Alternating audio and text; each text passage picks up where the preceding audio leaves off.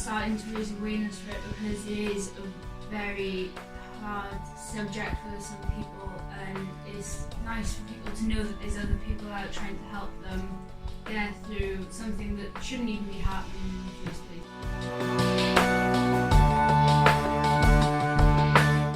This is Crime Awareness Week. This is some advice for the victim.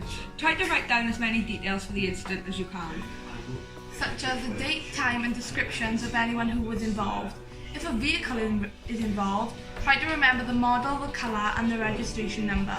Look after yourself. You may find it difficult to be on your own and need your friends or family around you.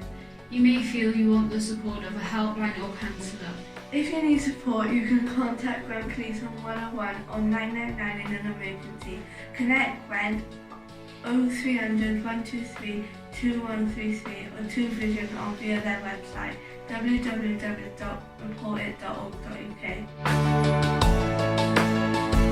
The problem is not you, it's the person who has the hate inside them that has the problem.